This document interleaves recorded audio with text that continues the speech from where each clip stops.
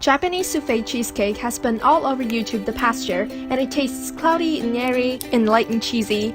So we're gonna go ahead and start by heating 110 grams or half a block of cream cheese and 85 grams, 6 tablespoons of milk over a pot of boiling water.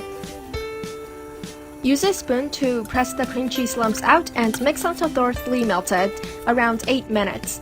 You don't want to stop stirring the milk or the cream cheese and the milk will burn. You may also want to use a whisk to ensure that everything is all melted. The melted cheese should look thick, creamy, and smooth and should have no lumps of cream cheese. Once melted, remove the pot from the boiling water and set it aside to cool.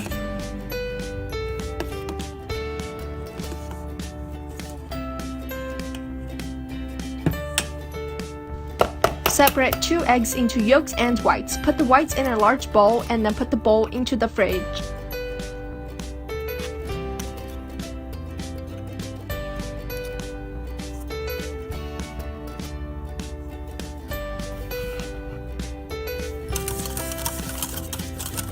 Whisk the 2 egg yolks one at a time into the cooled cream cheese and milk. Mix until combined after each addition.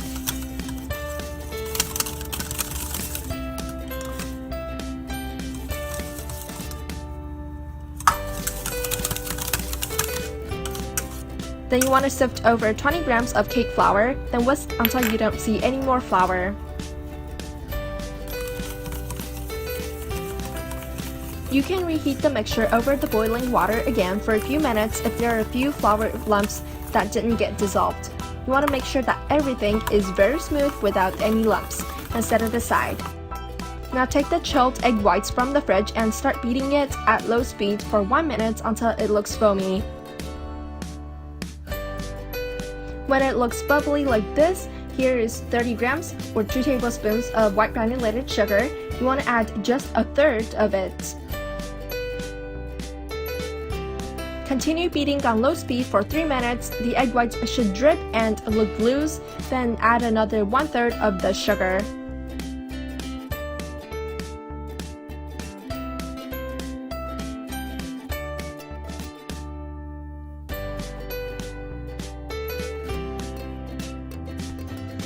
Beat at low speed for 2 more minutes, and now it should look a bit more firm but still droopy. Then you want to add the remaining sugar.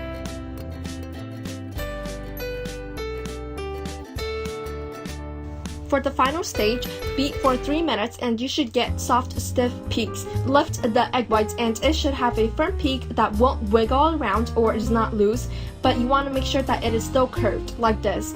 It is very important that it's firm peaks, but it is still curved. Just think of an eagle's beak. The entire process will take you around 8 minutes if you're beating at low speed. And now that's the meringue.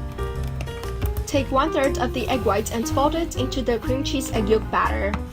When you're folding it, you want to cut down the middle, swipe your hand, then take up the spatula. So like cut, swipe, and then lift. This is a very important folding technique to make sure that the egg whites don't deflate. Make sure you are not like whisking it or like moving the spatula around. So fold until there are no more egg whites and that you don't see any more, like really, you don't see any more. Adding the remaining egg whites through the batter and keep folding until all egg whites are completely gone. Make sure you don't see any more, and this is very, very important. Fold the egg whites into the batter very gently, but do it quickly to prevent the batter from deflating. The end result should be a thick and airy batter that still retains its volume.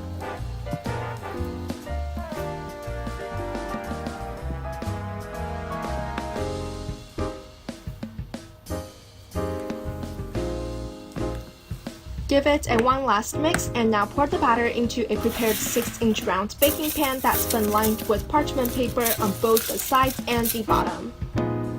If your batter looks like this, then you will have a successful cake because that means your egg whites have not deflated. Bang the pan a few times to pop out air bubbles, then place the pan on another deep pan or tray and pour enough hot water to fill up 1 inch. Don't skip this step. Then bake the cake at 325 degrees Fahrenheit for 20 minutes. After that, turn the heat down to 300 degrees Fahrenheit for 30 minutes. After baking, turn the oven off and leave the cake in the oven for 15 minutes so it won't deflate. Here's the cake after it has been baked. You want to take the cake out of the oven, cool it for a minimum 10 minutes, then you can remove it from the pan and the parchment paper. Let the cake cool entirely on a wire rack, then transfer it to the fridge overnight, and the next day it'll be ready. As the cake cools, it'll shrink a little bit, but that's totally normal. And here's the finished Japanese souffle cheesecake.